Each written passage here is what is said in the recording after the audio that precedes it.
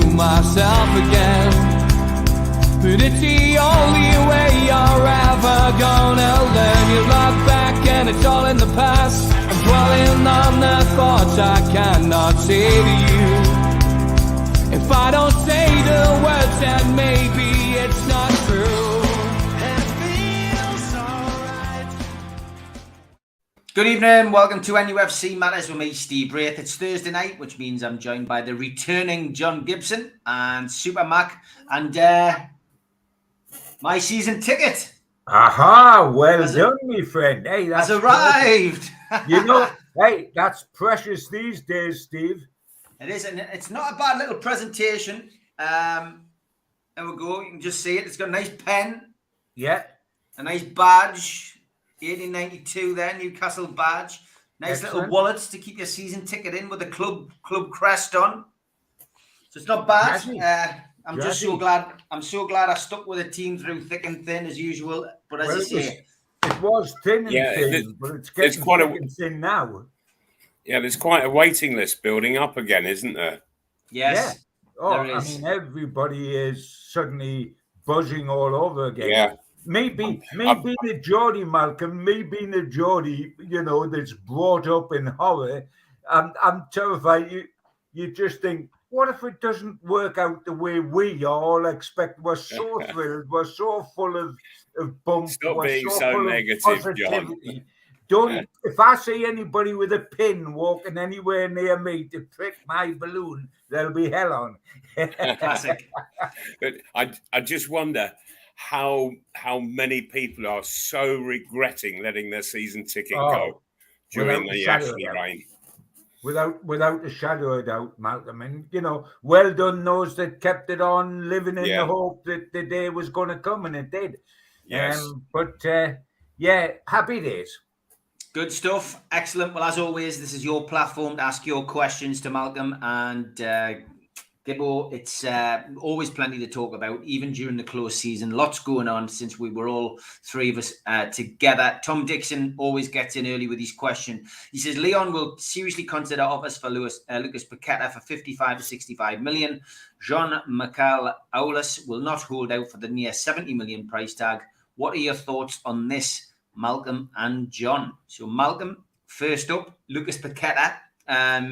Bruno's teammate in the Brazilian national squad, somebody who for a long time it just seemed as if it was pure speculation because of the friendship between the two guys. But this seems to be building over the last few weeks. And as always, this always seems to be the case now. Newcastle involved, you know, at this moment in time in a tug of war with Arsenal for this guy's signature. Do Newcastle hold the trump card though? In the sense that Bruno may just feel that he would like to be with, you know, his best mate as opposed to another Brazilian at Arsenal. We know they've got a couple up there as well. Yes. It's a serious increase, isn't it, for this fella considering what they paid for Bruno? Yeah, it is a serious increase. Strikers are Malcolm, though, aren't they? Yeah, I suppose so. It'd be rather exciting, I think, if it were to happen, because Bruno has raved about the fella as a player, if I recall. I mean, he's a great midfield player, and he can play in a variety of positions. Paqueta, that's the difference with him. A few people saying, well, would it mean that, you know, we would have to drop Joe Linton and, you know, to accommodate the guy? Would Eddie Howe have to play 4-4-2? But I think with Paqueta, I think he can play wide. He can play in the middle. I think it just gives the strength of the squad a bit more depth, and it's another Brazilian. You know, I think the one thing that people have pointed out in the chat over the last couple of weeks is if we pull in another Brazilian, another South American, it's going to cause problems for the squad when those South American tournaments, which always take place during our season, hit home. And could that be a little bit of an issue? Because not only would we have three Brazilians then, but we would also have Almiron, of course, who would also be involved for his team in the South American trophy. So there is that little bit of a concern, I guess. Well, there is, but I think, though, that there are so many South Americans involved in the Premiership that it's a problem for most of the top clubs, isn't it? When the South American competitions come along. So I think the big concern here, guys, is not whether the guy's good enough, how much he'll improve the Newcastle side, etc., etc. It's the old position of finances. Whether we like it or not, the financial fair play only allows you to spend a percentage of what your revenue is, what you get in, transfer fees, etc., etc., etc., and you can only spend a percentage of it in the transfer market. Now, Newcastle, their budget before this summer started was said to be between 80 and 100 million, which surprised some people that it was so low. But if we take the top end of it, 100 million, and that isn't because the owners are being tight-fisted, it's because financial fair play demands that unless we sell some of our players that are going out, instead of lending them out as if we were a lending library, and of course it's the only way we can get them off the wage bill, is that, you know, they can't afford, they don't want to pay money for them, they can't afford the wages, so we end up doing a deal. And I mean, 3 deals, Hayden, Kieran Clark and Hendrick all been on loan. Only Woodman is actually gone. So unless we start getting money in that way, we've only got a certain amount of money we can play with unless we get big sponsorship deals. Now, if our pot was 100 million, we have spent on Target, because remember he was on loan, but we've had to pay 12 mil for him. We've paid the money for Pope. We've paid the money for Botman. We've paid around 50 million this summer, which leaves 50 million in the original pot. Well, that money would all go on one guy. And that's fine, but what it means is that if we went and got a winger, or if we need somebody else and we need more than one, we'd have to do a loan deal. What Newcastle are trying to do to get round that is not pay the 50 mil, whoever that's for, if we buy in that price range, but try to get a deposit, if you like. We'll pay 25 mil up front and we'll pay the other 25 mil over the next 2 seasons. So the load is spread and then the financial situation is spread. Because if we play it in one hit, the pot's gone completely on one player. Now we can utilize the loan market ourselves in and get players in that way. But the restraints, the problems we've got. See, everybody I've talked to that's outside the Northeast, Steve, because I think people up here realize these problems of the financial fair play, all I keep hearing is, the richest club in the world. Why aren't you going out and acting like it? And what people are thinking, they're thinking of when Abramovich come into Chelsea and when the guys come into Manchester City. But the Fair Play League only come into play in 2012. Abramovich and the City guys were in place before 2012, so they could do what they wanted. There wasn't a restriction. If they wanted to spend 100 million and then spend another 100 million, they could. They can't now, but they can because their revenue's gone up. And ours will go up eventually, but at the moment, it's on rock bottom after Ashley. So there's restrictions. And people in the South can't understand, keep coming on to me and say, you're supposed to be the richest club in the world. You're not acting like it. We can't act like it. That is the difference, because financial fair play is in now, and it wasn't in for Man City initially, and it wasn't in for Chelsea. When they wanted to make an immediate impact, they could go and do it. We can make only a limited impact. So the problem that they've got to think on those guys, and that was a very good question from our listener, and it's a fair question, and everybody's asking that, is do we spend on one more guy the rest that's left, which is about 50 million plus, and then go into the loan market, or do we try to get a 50 million guy in for 25 million now and 25 million eventually? So that's going to be the greatest play. There's ways and means around it, John, though, and I think as well, I think we have got a little bit of extra leeway with the fact that Ashley didn't spend such a great deal of money. So it's a 3-year thing, isn't it? Yeah, and I also feel over 3 years. I also feel personally that, you know, Newcastle are, and Eddie Howe in particular, because he's the man in front of the camera, just being very sensible. They're not making false promises. They're not over promising, and I think they're playing their hand very closely. And I think, well, there's no doubt that Dan Ashworth coming in will have changed things massively behind the scenes. And I think that maybe those journalists who might got a little bit of a tip off. Let's say that there was certain journalists that had in with the manager, for example, who would give them a little tip off. I don't think that happens with Eddie Howe. And I think with Dan Ashworth coming in as well, I don't think we're getting as many, they're not getting as many leads. And I think that's why we've probably been linked with so many players, John. I think it's simple guesswork because journalists still have to fill column inches.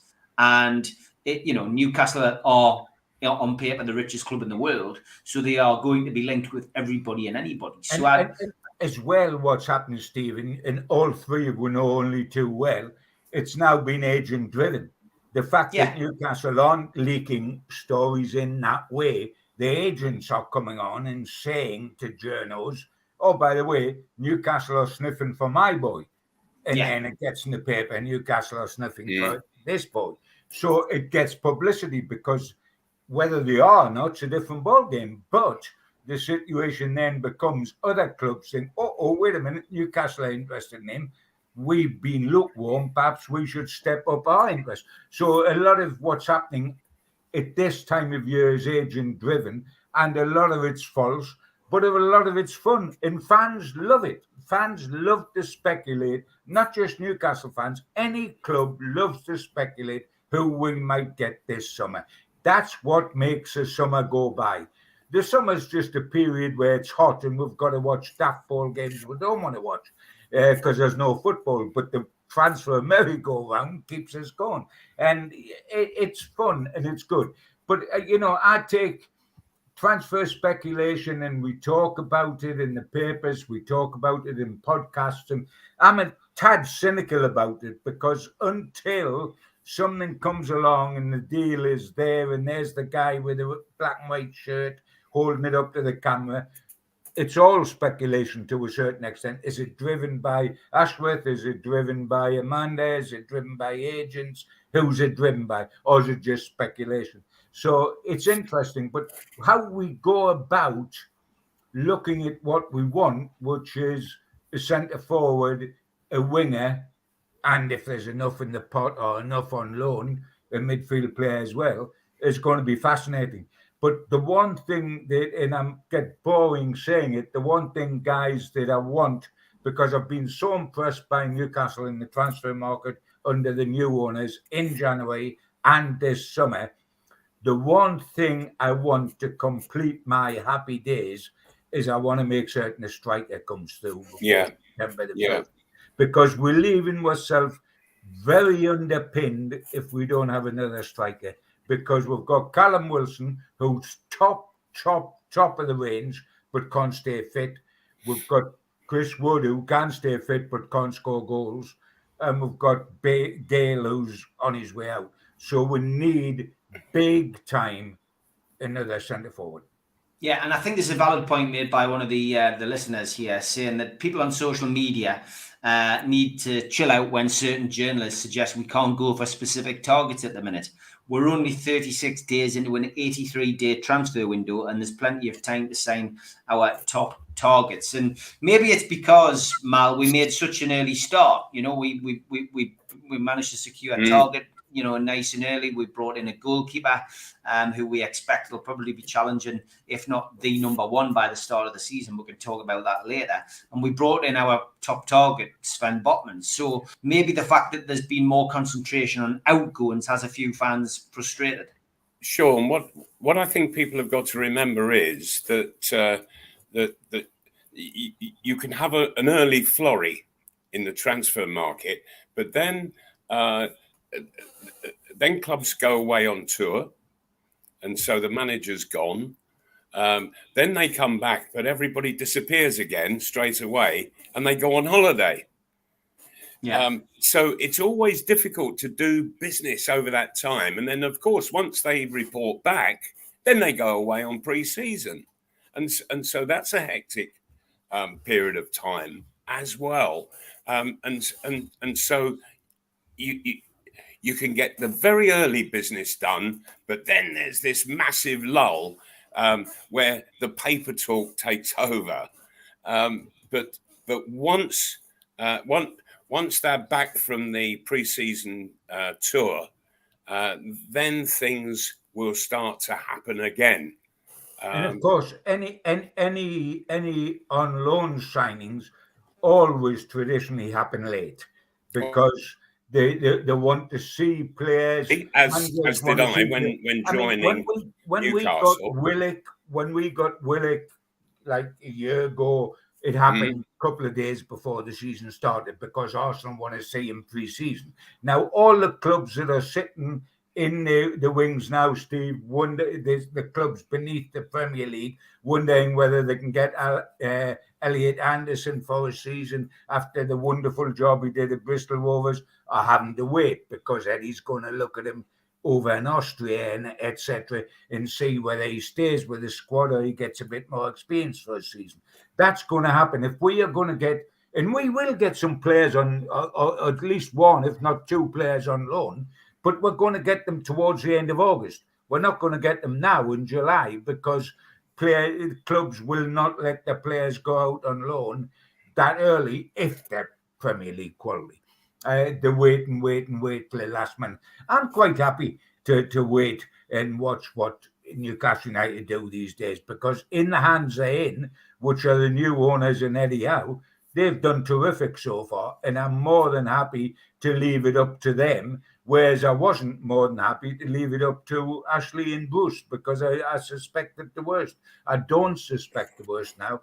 But the tricky, all I'm making the point of the centre forward four guys is the trickiest signing, as well as the costliest, is your goal scorer. They're the blue-eyed boys. They're the RAF boys. They're not the rank and file. We have bought very successfully a whole new defence. And by Jove, when we look at our defence that played under Bruce, when we were letting in 4 and 5 goals in some matches, we needed that. Now, we've bought in a window and a half, we've bought Pope, we've bought Trippier, Botman, Byrne, and Target. That's a whole back four and a goalkeeper. Yeah. So we've addressed that problem. We've got Bruno in midfield, brilliant. We've addressed that problem. We're now looking slightly further forward. That is always a problem because these guys cost and everybody wants them.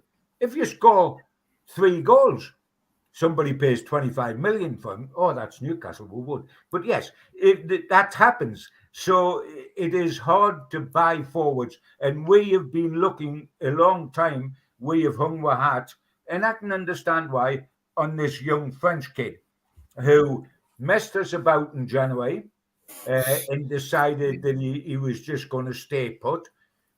He's messed us about this summer and now wants to go to PSG, and that looks as if it could be on, but they haven't agreed deal with the club, etc., etc. So we are, to a certain extent, starting again. Now, we did have a plan B in this, say, just in case this happened, but it has happened. And that's a difficulty, because the other thing, guys, we're buying a centre forward, is how do we go about it? There's 2 sorts of centre forwards Newcastle can buy.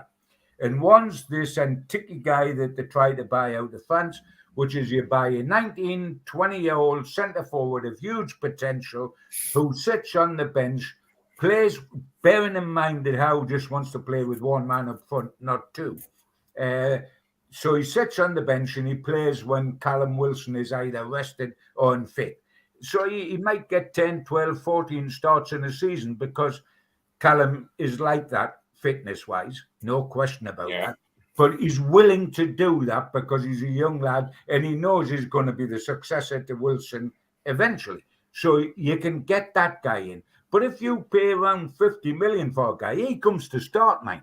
He doesn't come for 50 million to sit on the bench. Neither do the owners spend 50 million pounds for him to sit on the bench. So what happens then? Does he play instead of Wilson, or does Howe, because he is so he's so got belief in two strikers' ability to score goals, does he tear up his tactical situation and play two strikers up front, Wilson and the new guy, at 50 million? Because if he doesn't, does Wilson sit on the bench?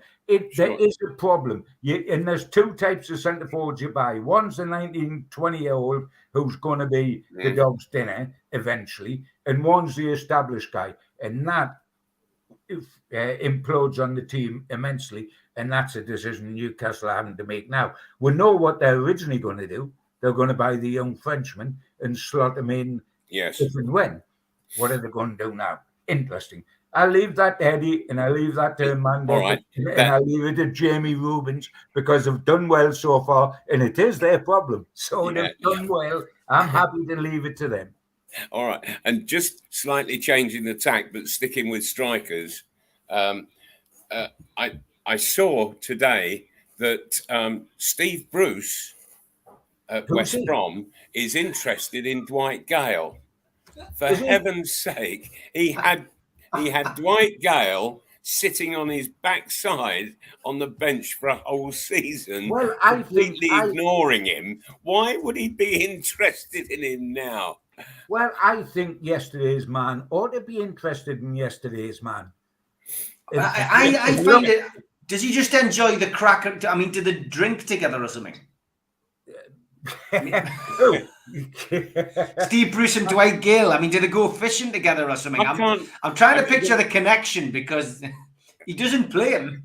No, he doesn't play him at all. I'll tell you what the connection is. Every so often, Stevie's sitting at West Brom in the afternoon when the team aren't playing, delves into history books, and it dawns on him that Dwight Gayle is not a centre forward in the Premier League, but he's off a good centre forward in the Championship. Yes. And suddenly Steve Bruce is in the Championship. If you look at Dwight Gale's record up here, he's in the time he's been a Newcastle player, he scored about 23 goals for us in the Championship when we went up. Now, when he went to West Brom on loan, he scored another 23 goals. So I can understand what Steve Bruce is doing. He didn't play him in the Premier League because he doesn't think he's a Premier League centre forward. But my Jove, everybody's got to believe that he's a Championship centre forward, because his record proves he's a Championship centre forward. He might owe him money, lads. You never know. Keeps giving him a contract so he can pay him back. You never know, really. It's a strange one. The one thing I do know about Dwight Gayle is this season that has just ended, and just ended when pre-season for next season. But this season has just ended. He didn't make a Premier League, one single solitary Premier League start in the season that's ended. And he had, and that was a decision not of one manager, but of three managers, because he never started last season under Steve Bruce. He never started last season under Graham Jones when he was in charge for 3 games, and he never started last season under Eddie Howe. So surely that tells him that unless he wants a long winter's holiday here, where he sits with either no number at all, or he sits with a number but just warms the bench, he can do that for 2 years, and that's terrifying. That you've got to think that he's going to go somewhere. Middlesbrough have already pulled the plug on him while they want him. All managers will want him in the Championship because he scores 20-odd goals. But Steve Gibson has sat there and said, I don't want to pay those sort of wages for a bloke that's 32. So he won't take him. So the Middlesbrough thing's died in the water. It's going to be interesting. But that's why Bushy wants him. He wants him because he knows he can score goals in the Championship. And he can score goals in the Championship. But we need him off the wage bill. And we preferably need him off the wage bill for cash and not for a loan deal. Because I don't think we'll get cash, by the way, because at 32, they'll want to take him on loan. And I can understand that. But we could do with making cash somewhere along the line. And you know, a centre forward that can score 23 goals in the Championship in 2 seasons, is done it both times. We should try to get money from. What's your thoughts on that, Mal? Yeah, I agree. And I understand what John is saying about Dwight Gayle in the Premiership. He's not the player that he is in the Championship. But I still do not understand Bruce in his non-selection of Dwight Gayle, because Dwight Gale's last start for Newcastle was against West Bromwich Albion at St James Park. And in that game, Murphy swung across into the near post. Dwight Gayle got up brilliantly and powered his header into the top corner. That was the last time he actually played for Newcastle, other than a few minutes here and there, as coming on as a substitute.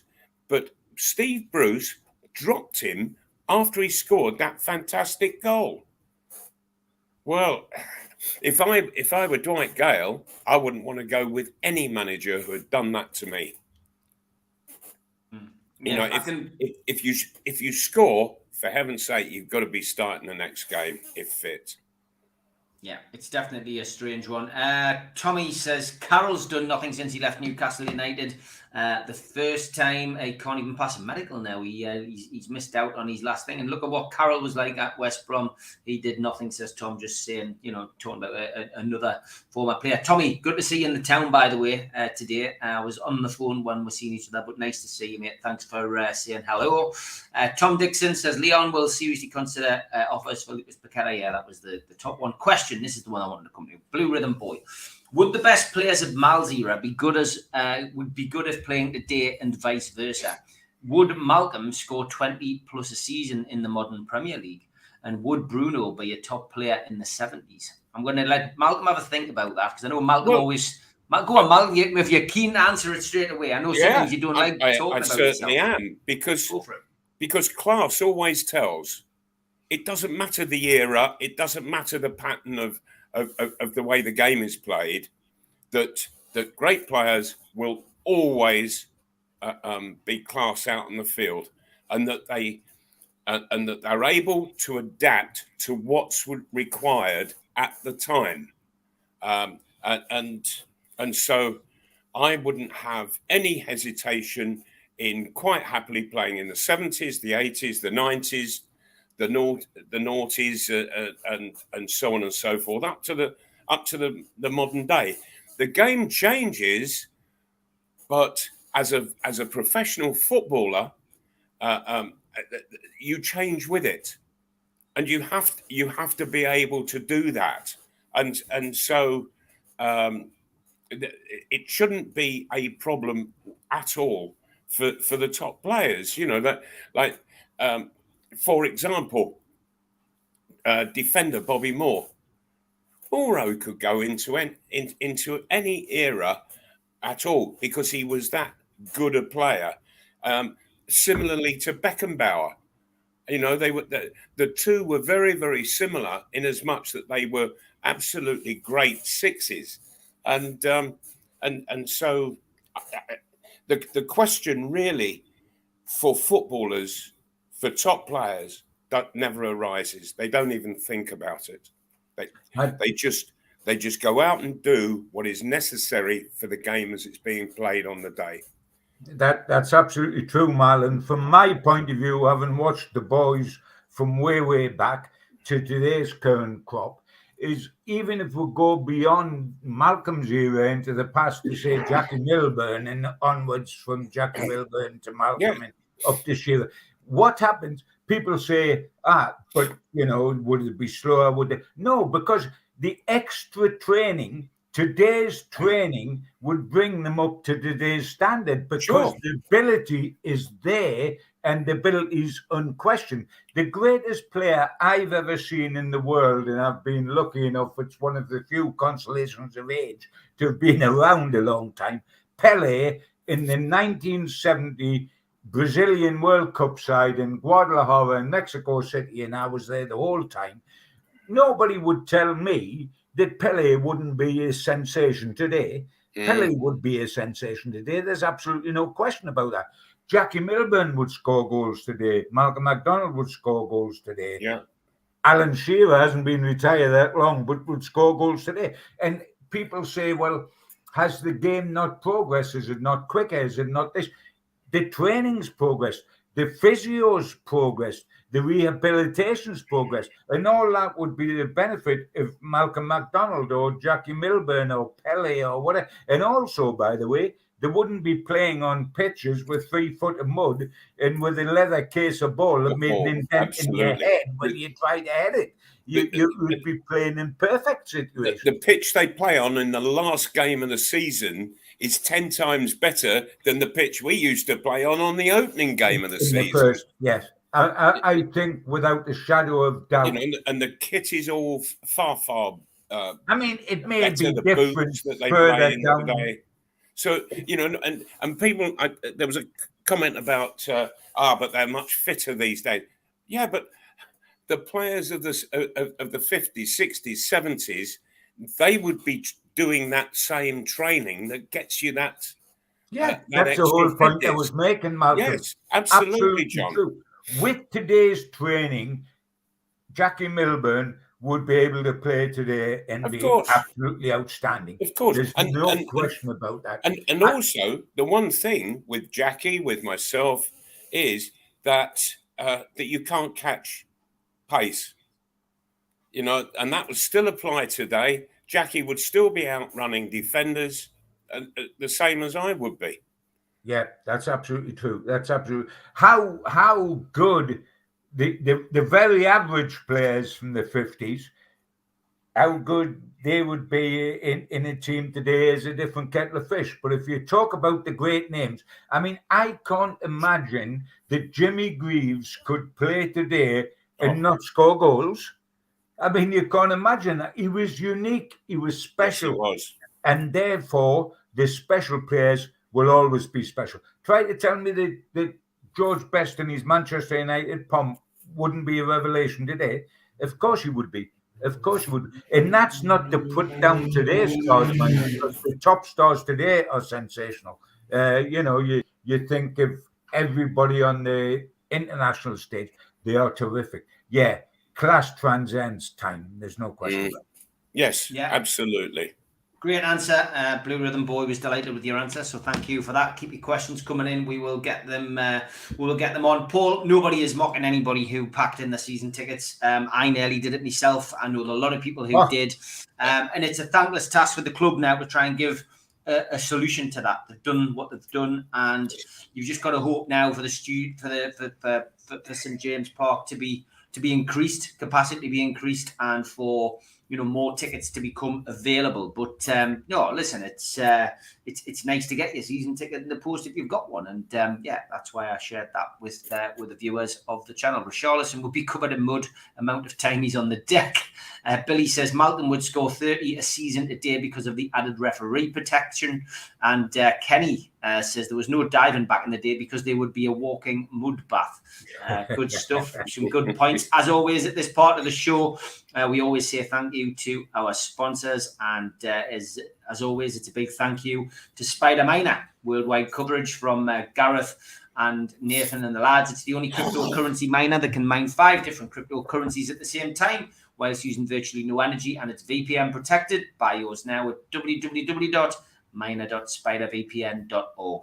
Thanks to Skips and Bins, telephone 0800 25 45 25 3, email inquiries at skipsandbins.com, website www.skipsandbins.com, easy contract free and pay-as-you-go waste collection. Thanks to L&G, Family Funeral Directors, 01913897245, and the Garden of Healing Dispensary, CBD Hemp and Cannabinoid Specialists, www.thegohd.com. Thanks to Away Day Clothing, we will be giving you their website next week when it launches. And thanks to qtechshop.co.uk, the makers of pool tables and snooker tables in Wales and Newcastle, and the guys who run our website, NUFCmatters.com. Thanks also to Mr. Vicky's, handmade in Cumbria. You can find them at Mr. mrvickies.co.uk and 01768 210 102. And I think we're going to get some samples, lads, from Mr. Vicky's. So I'm looking forward to burning our mouths off and having a copious amount of water after that. Thanks to Media Arts for all the help with the video side of things. And if you want to subscribe, hit the Newcastle Legends logo in the bottom right-hand corner and you can subscribe for free. We still do 7 shows a week.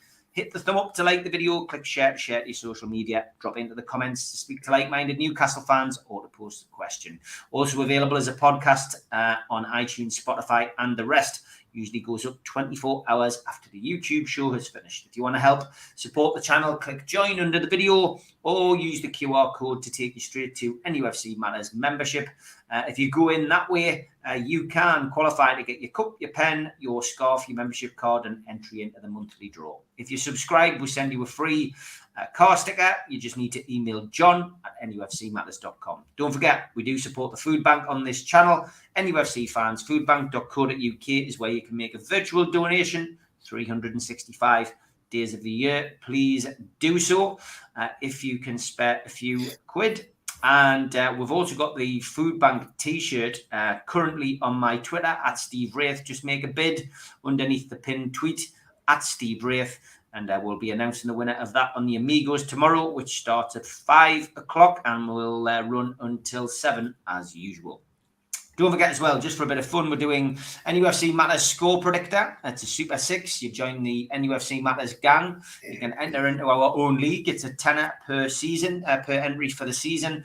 Cash prize winner every month. An exclusive Manager of the Month t-shirt. A cash prize for the overall season winner. And Trophy and Manager of the Year t-shirt. Sign up now at nufcmatters.com. And don't forget, it's a way off yet, but John Gibson will be doing another talking down at the Tynemouth Surf Cafe, this time Monday the 5th of December 2022. So it's a little Christmas do for John down by the seaside with Frank Clark. And tickets are limited to 35 and already selling well, I hear. So make sure you do not miss out. Get yourself onto the Tynemouth Surf Cafe website or the Tynemouth Surf Cafe Facebook, and you can find out the details of how to purchase the tickets today. And we are currently working on a couple of other shows, which we will announce in the next couple of weeks. John and Malcolm are going to be going back out, and I've got a couple lined up as well. And if you like professional boxing, this Sunday, Phil Jeffries and Matty Jobs have got 12 fights on, £50 down at the Stadium of Light. Get yourself down there for a bit of good old-fashioned Northeast professional boxing. Joe Mafosa on, Tommy Ward topping the bill. Promises to be a good afternoon. And I know it's at the Stadium of Light. Don't let that put you off. It's actually football and boxing. It doesn't come into it. John will tell you that. But it's always a good day out at the Stadium of Light. It's a cracking show. Get yourself down there and support the lads. Okay, on to your questions again. There was a few that we had. Chippers, good evening, mate. He says, question for Mal and John. The funniest thing an ex-Newcastle player or manager has said to them and why? Wow, now that puts them on the spot. I tell you what, have a think about that one, lads. I'm gonna ask Mal. I'm gonna ask Mal this one whilst you think of it, John, and then Malcolm's got a bit of time to think. Supermac, do you think you could have played with Shearer up front and struck up a partnership much like Shearer and Les Ferdinand did? Good question, Eamon. Yes, with Alan Shearer, yes, I could. And I think he with me. Although we were each a right greedy bastard, but it would actually work. And Alan was he was an excellent receiver of the ball, and he was strong, held defenders off, and was spot on with getting the ball under control.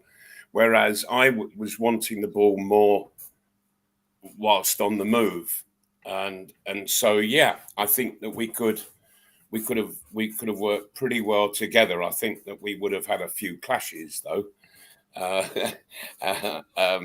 but then that's what happens up front. We were very different types of players, although the finish was similar in the end.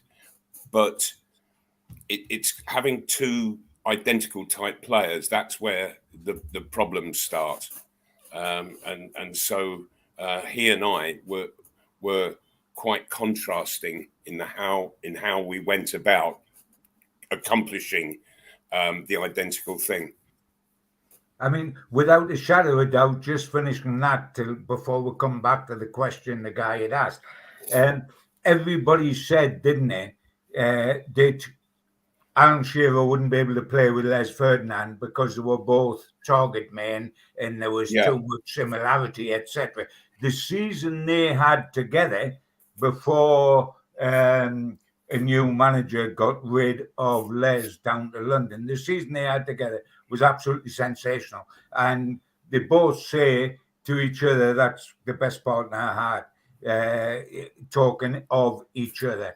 And there was talk that Les Ferdinand couldn't play with Alan Shearer, so I'm certain Malcolm Macdonald could play with Alan Shearer. Yes. If they were both in the pump at the same time, which is what we're talking about. Of course. And yes. in all honesty, Alan used to make quite a few goals for others. Yes, absolutely. And so did I. Yes. And so there was a sort of generous spirit to each of us. But at the same time, there was a greedy factor in the way that we went about to get our own goals. Successful goal scorers have to be greedy, Malcolm, don't they? Yes, they do. You have to be tunnel vision, John, and that makes you greedy. Yeah, absolutely. Are we still going to answer that original? Yeah, let's go back to it. I'll just remind you of the question, and it was simply where was he? Yes, there it is. Chippers. Question from Alan John: the funniest thing that an ex-Newcastle player or manager has said to them, and why? Right.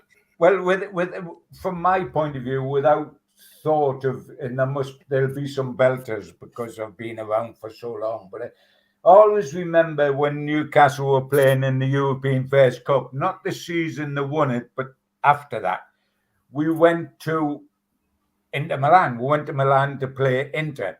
And what used to happen in those days is that when the draw was made, and it was always two legs, so we were going to have to play away, etc. When the draw was made and it came out, we were going to play Inter Milan, Joe would go on a scouting trip. And a selected number of journos would go out with him to sort of introduce the punters to what this team was, the best players, how they played, etc. And I used to go out with Joe scout on the scouting trip. So we went out to watch Inter Milan. And I duly made the notes. I sat next to Joe. He said this, that, and the other about them. I filed to the Chronicle, and that was that. We then went out a few weeks later to play Inter Milan in Inter Milan.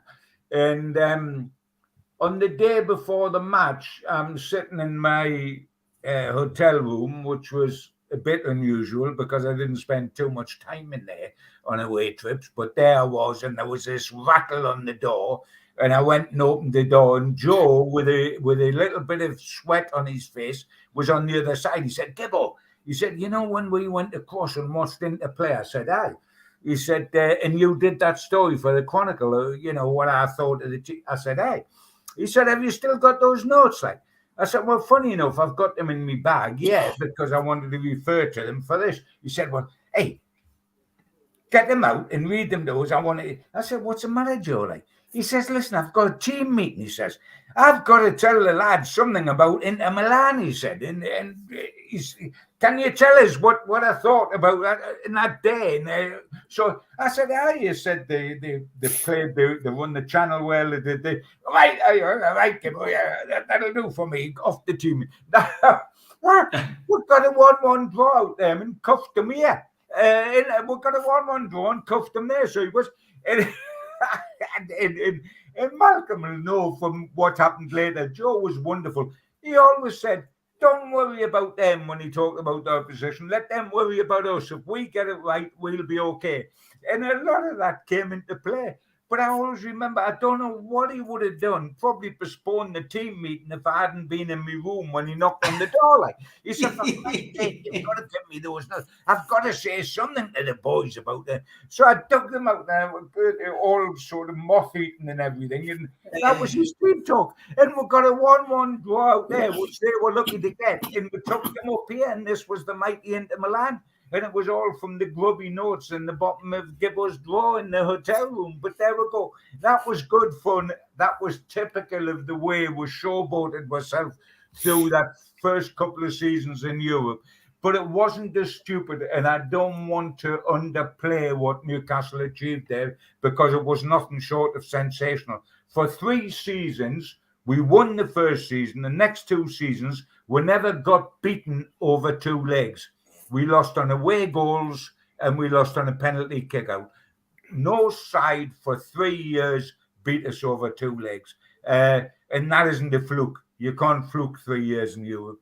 So well done, Joe. But I loved him to death. He always did that. I saw young Barker, Alan Barker, that played for Newcastle not so long ago in a reunion for some of the lads I was with, Foggin and all that. He said, "Gibbo," and he said, "I always remember with you," he said, "we're on the train, we're going to Southampton, and we're standing on the platform," he said, at the central station to go down. You come across to me and you said, "Oh, how are you doing, son? Hey, all the best. Hope it goes well, your debut tomorrow." He said, "Me debut tomorrow? Am I playing on him?" Because he was just in the squad. I said, "Oh, are you? You're playing? Well, I hope it goes well." Nobody had said a word to him. It was the next morning, Joe come across and said, "You're playing, son." And he said, "Oh, well," he said, "Gibbo told us before." He didn't say to Joe, but because Joe used to mark my card for me. And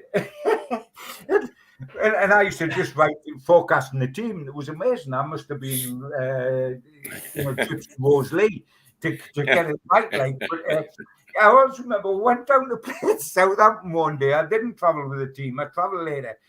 But Joe knew what time I was getting down. And he was standing outside the hotel as I got out the taxi, and he said, "Gibbo, you said I didn't talk to you this morning." I said, "Oh, okay, you didn't talk to me this morning."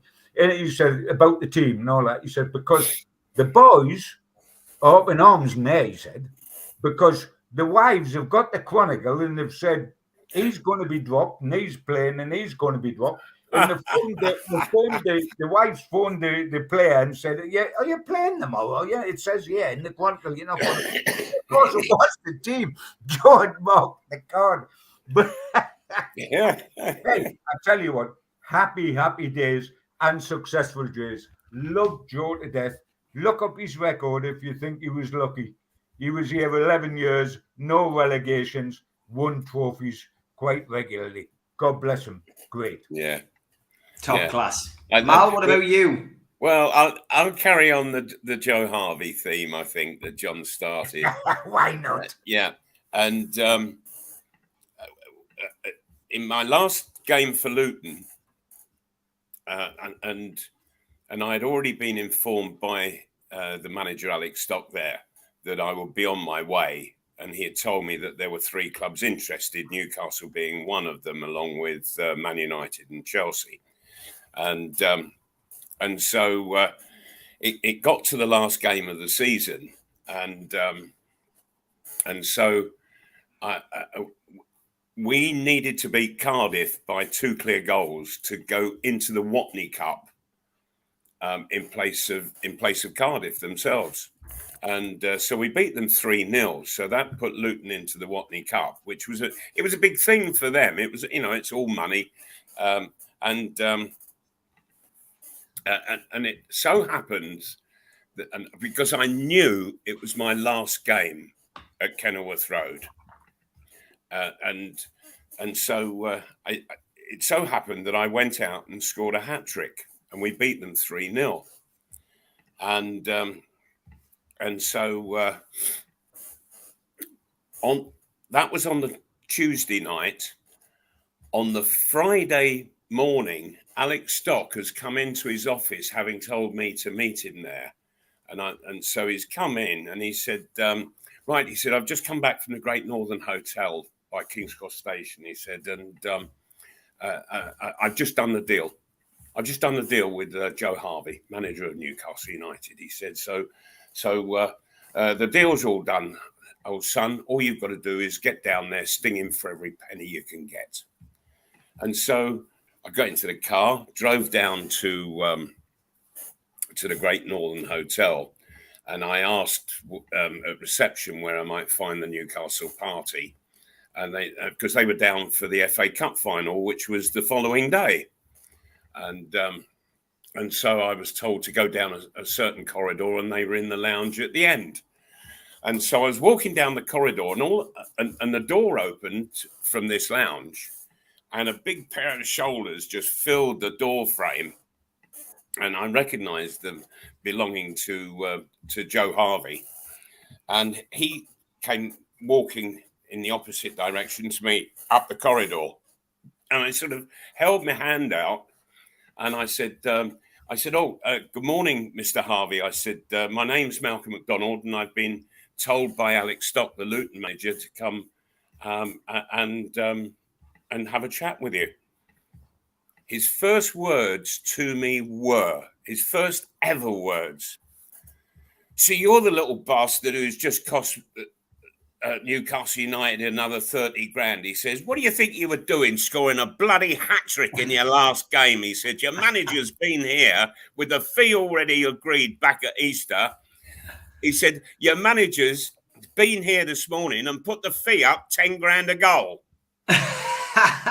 So the first words Joe Harvey ever said to me were a bollocking for scoring a hat-trick. Brilliant. He didn't bollock you when you scored a hat-trick against Liverpool, Malcolm. Absolutely. He didn't know. Quite the opposite. Final thing on saying daft things manager said, and it's a very quickie. Always remember when Bill McGalley got the sack at Newcastle, who, was a walking disaster. He called an impromptu press conference. The place was packed. He walked in. He saw me right at the back of the press conference, and he pointed at me, and he said, you have just got me the sack. And I said, Bill, that's the nicest thing you've ever said to me. Brilliant stuff. There we go. People do love those stories. Great question. Thanks for asking that one. Sam, John Ball, good evening. He says, hi lads, which do Gibbo and Malcolm think is the most important position we should be looking now to fill, winger or striker? Striker. There's no question of that. It's got to be a striker. Not just a striker, a goal scorer. Yeah. Oh, yeah. We signed bags of strikers. Wood is a striker who doesn't score. I mean, what we need is a goal scorer. We can get a winger and put in some magnificent crosses, but if Callum Wilson's out injured, if Callum Wilson's out injured, then we don't score. We need a striker. But I'll tell you one thing: if Callum Wilson was not injury prone, we wouldn't have a problem. We'd still need a backup, but it would only be a backup. He is top quality, but sadly, we know he will not be fit. If you look at his record, he never is. His goals per game record's great. He scores 1 and 2 in the Premier League in a side that's not in the top 8. When he was at Bournemouth and when he was here, it is absolutely colossal. He is top draw, but he is injury prone. And once players get injury prone, it is virtually impossible for them to be ever present in a season ever again. The body collapses at some stage. He'll have to be delicately managed this season, put in cotton wool, pulled out for certain games to give a little bit of rest and put back in. What do we do when he's pulled out? That's a problem. We need is a goal scorer so bad it's untrue. And not a goal-scoring midfielder or a goal-scoring winger that gets 8 or 9. We need a through-the-middle finisher. Big time. Yes, absolutely. If Callum Wilson was fit normally and was capable of playing 38 games a season, we would be in 7th heaven. We cannot rely on that because it ain't going to happen. He's got to be carefully managed by his manager and by himself, and they'll both do a terrific job. They'll both get out of him as much as it's possible to get out. because Howe's good like that, and Wilson is desperately wanting a big season. So, but we know that with all the goodwill in the world, he's not going to be an ever-present. So we need a striker. Oh, absolutely. But when you talk of a winger, what you want from a winger it is a good stream of crosses coming in. And for me, the best crosser of the ball in the club right now is Murphy. And I would have no hesitation in playing him on the right-hand side. And all right, he's not a tricky dribbler or anything like that, but he can knock a terrific cross in, giving the centre forward every chance of getting his head to it from anywhere, from the corner, back from the corner flag up to about 30 yards. He's got a terrific curl on him. He really does put a curl on a cross, so that it helps to make the centre forward favourite to get it, and I think he's underrated. I really do. Stuart Hines says, I met Mrs. Harvey with me late dad when I was 5 or 6. She lived next door to a relative. I wore all his medals and apparently didn't wash my hands for a week. She was a lovely woman and I got to learn lots, which is a lovely story. I've got to give a shout out to these lads in Austria: Walsall Dave, Burton Carl, Chesterfield Colin, and Gosforth Tom. They're all great lads. They don't miss a game, and they're all in Austria now. And they're there with our friend Alistair's flag. So that flag is in Austria at the minute. And then Alistair will be taking up the baton because he's off to Benfica, which is where the flag will feature as well. So safe trip. Enjoy Austria. I know our good friends who were on the show last night, Liam Kennedy and Jordan Cronin from Newcastle World, are already out there, and we will have them back on the show at the weekend to talk about the Austrian trip. But great to see Geordie's having a dust off their passport again. And I did forget to give this a shout out. Monday night training throughout July and August. Peter Beardsley Soccer School. If you want information, go to the website, peterbeardsley.soccerschool.com, and you can find out more information there. And the feedback that I've had from people who've been to this and taken their kids along is nothing short of phenomenal. Big success Peter Beardsley and Kenny Wharton are making of that. We wish them all the best. We are giving them a bit of support on that too. So great stuff. Okay, we'll squeeze a couple more questions in. I did like this. Supermac. It was so fast, VAR wouldn't see him, says Andrew. This one's getting asked of everybody. Now, I'm going to have to ask you this now, but I'll guarantee we'll end up asking you this probably at the start of the season, because there'll be more ins and outs to discuss. But gut feeling at the moment, with the transfer business done and with the squad taking shape. Question by Malcolm and John: where do you think Newcastle will finish this season? John first. Great question. If we get a striker in, and I would like to say when we get a striker in, because we've still got all of July and all of August to go, I would want to look at round the 7 mark. And you've got to be ambitious, you know. If you think of 6, and then you end up 8 because you think of 6. But if you start off by thinking of 8, you end up 10. And if you start off thinking of 10, you end up 12. You've got to aim high, and that'll drag you very close to that. I would expect to finish in the top half. Of course I would. And if we get a striker in to give us cover on the Wilson situation, because I have been pleased with getting Pope. I'm happy to have Target in full time. We've done good. We just need that little. It's, you know, the cake's made, the icing's on it. We're just looking for the cherry, and the cherry is a centre forward. If we get that, we can really push. Yes, the big teams have been buying hand over fist, etc. It's going to be tough, but we can do what West Ham did. Without a shadow of doubt, we can do what West Ham did, and better. And by the way, this is just for next season. The season after we improve, we're going one way. under Ashley we were going one way, but unfortunately it was the other way. So I would be looking to be around 7. Okay, Mal? Yeah. I will be grossly upset if Newcastle aren't playing in Europe next season. Even if it's just one of the minor European competitions, I will be really upset if we're not in Europe. And so where does that put us? 7th? It's got to be 7th minimum. Yeah, the conference league place. Yes. Yeah, minimum. Yeah. You know what I would like to see, guys? Because, yes, isn't it lovely that we're not even talking about relegation? I mean, a year ago, by the way, and it's only a year ago, we were talking about relegation. And the way we started the season, 14 games without a win, just about confirmed that that's what was going to happen. You know what we haven't mentioned? We've mentioned where we're going to finish, and that's super, and that's what it's all about, and that's our bread and butter. But how about winning a domestic trophy, kids? How about winning the FA Cup or the League Cup?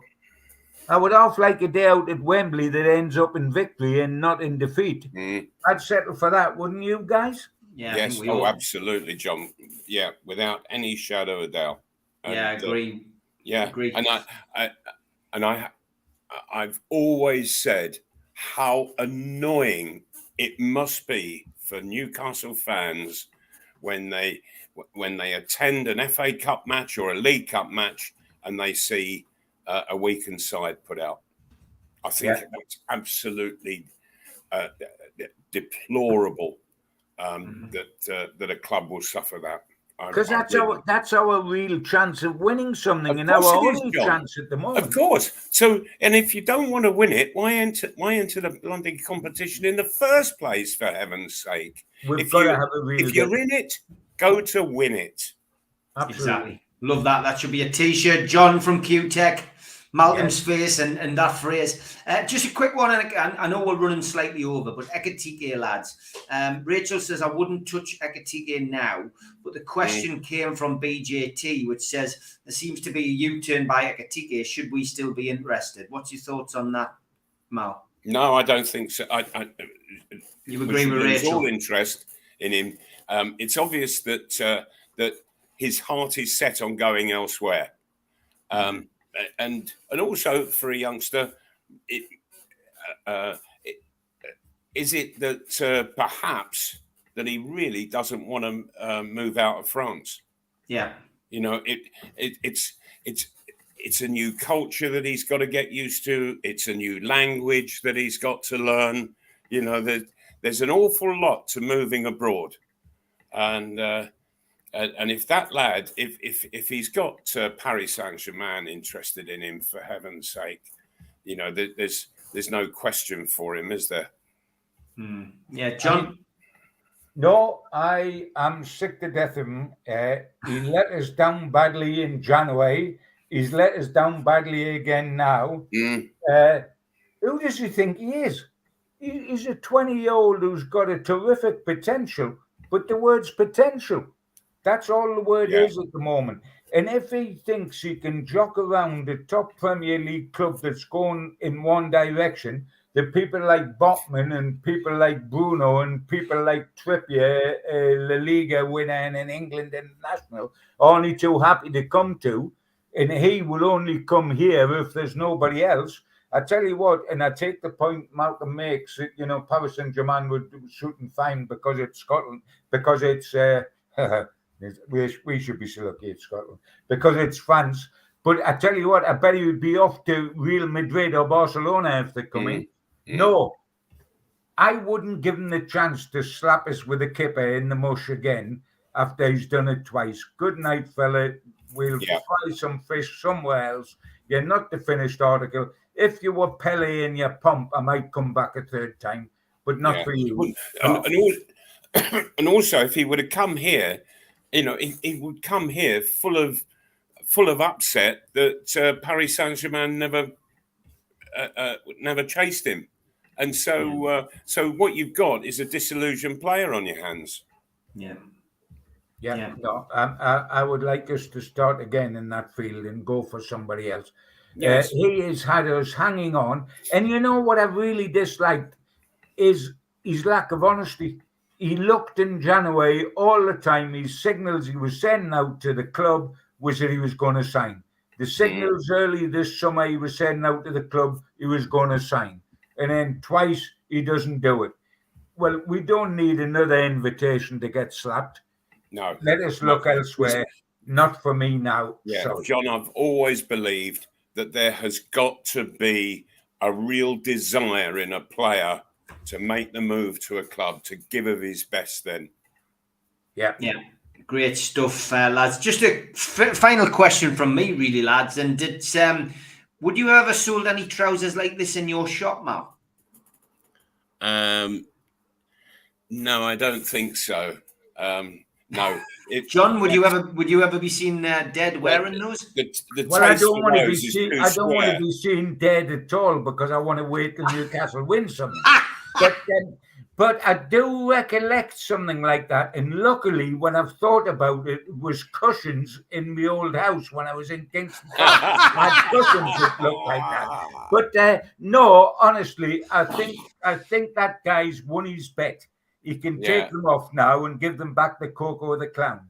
Yeah, that's just for your information, Mal. That's Anthony Gordon, of course, the young lad from Everton who Newcastle were rumoured as wanting to sell. I think he can keep his fashion nonsense down in Everton. That's another reason why we don't want him. Exactly. We can't stand those trousers at Newcastle. I'm sorry. Great stuff. Ryan Sweeney will give you the final word. He says those clothes make me feel old. Great stuff. As always, great to speak to you, lads. See you next week. Take care, John. See you, Mal. All right, have a good week, everyone. Lovely to see you. God bless. Take care.